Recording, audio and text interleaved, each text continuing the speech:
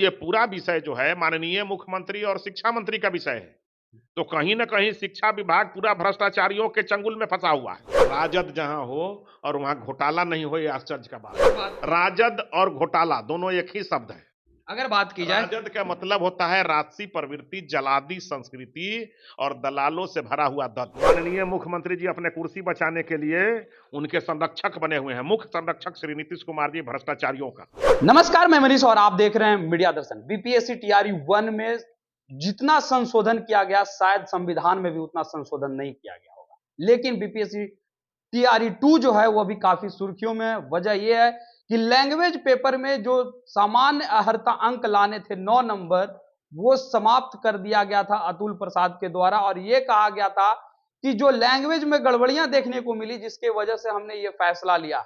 लेकिन इसके बाद अब जितने भी अभ्यर्थी हैं सभी ने हाई कोर्ट में रिट फाइल कर दिया है कि कहीं ना कहीं भ्रष्टाचार के ओर इशारा था जिसके वजह से समान अर्हता अंक समाप्त किया गया है। इसी मुद्दे पे बात करने के लिए हमारे साथ बिहार भाजपा के प्रदेश प्रवक्ता अरविंद सिंह जी मौजूद हैं। अरविंद जी, समान अर्हता अंक लाने अनिवार्य थे सभी अभ्यर्थियों को, तभी उनका मेन पेपर जो है वो जांच होती, लेकिन एग्जाम लेने के बाद जो है उसे समाप्त कर दिया गया और ये कहा गया कि जो बच्चे उर्दू पेपर चुने थे उनको हिंदी दे दिया गया, जो बांग्ला लैंग्वेज में चुने थे उनको हिंदी दे दिया गया। इसी वजह से इसे समाप्त किया गया है। क्या लगता है, क्या भ्रष्टाचार की तरफ ये इंगित करता है? एक बात हमको ये बताइए, ये बीपीएससी किस विभाग में आता है? शिक्षा विभाग का विषय है। बिल्कुल। शिक्षा विभाग किस पार्टी के पास है? आरजेडी के पास है। आरजेडी के पास है। आरजेडी का पहचान क्या है कि इस देश का सबसे बड़ा घोटालेबाज उसके राष्ट्रीय अध्यक्ष है। तो जिस पार्टी के राष्ट्रीय अध्यक्ष सबसे बड़ा घोटालेबाज हो, उस पार्टी के जो मंत्री हैं शिक्षा विभाग के, वो उस व्यक्ति का गुलाम हो कि जो समझाते हैं उतने बात बोलते हैं। तो आप कैसे सोच सकते हैं कि घोटाला नहीं होगा? ये तो घोटाले के परिपाटी वाला विषय ही है। राजद जहां हो और वहां घोटाला नहीं हो, ये आश्चर्य का बात है। अगर बात राजद और घोटाला दोनों एक ही शब्द है। अगर बात की जाए राजद का मतलब होता है राजसी प्रवृत्ति, जलादी संस्कृति और दलालों से भरा हुआ दल। आपने बड़ी बात रखी है कि राजद जो है भ्रष्टाचारियों की ही पार्टी है, सबसे बड़ी बात। लेकिन कि कहीं ना कहीं अतुल प्रसाद किसी दबाव में आकर के ये काम कर रहे हैं, क्योंकि बच्चे इंतजार कर रहे थे रिजल्ट का। लेकिन उससे पहले ये कहा गया कि 30 नंबर में 9 नंबर जो लाने थे उसे हटा दिया गया है क्योंकि लैंग्वेज पेपर में गड़बड़ियां देखने को मिली थी। क्या लगता है आपको, भ्रष्टाचार हो रहा था क्या? हमको ये बताइए, सरकार बड़ा होता है कि कमिश्नर बड़ा होता है? सरकार बड़ा होता है। सरकार के अंग है कमिश्नर। तो सरकार अगर निर्णय लेगा कि इसको हटा देना है तो उनका हिम्मत है क्या कि वो रख देंगे? और अगर सरकार निर्णय ले लेगा कि इसको नहीं हटाना है तो उसको हटा देंगे क्या? उनका है हिम्मत?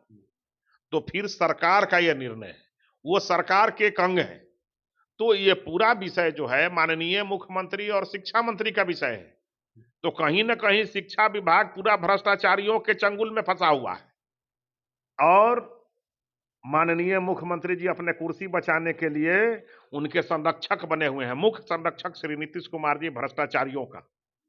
तो इसलिए भ्रष्टाचार से बाहर बिहार नहीं निकल सकता है।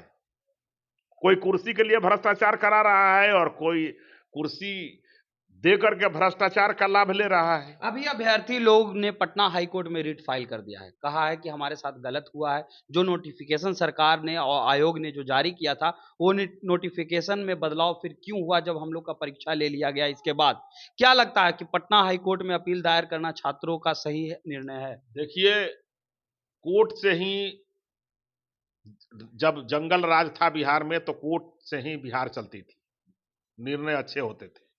और आज भी उम्मीद बिहार में जंगल राज ही स्थापित है तो कोर्ट से ही उम्मीद है।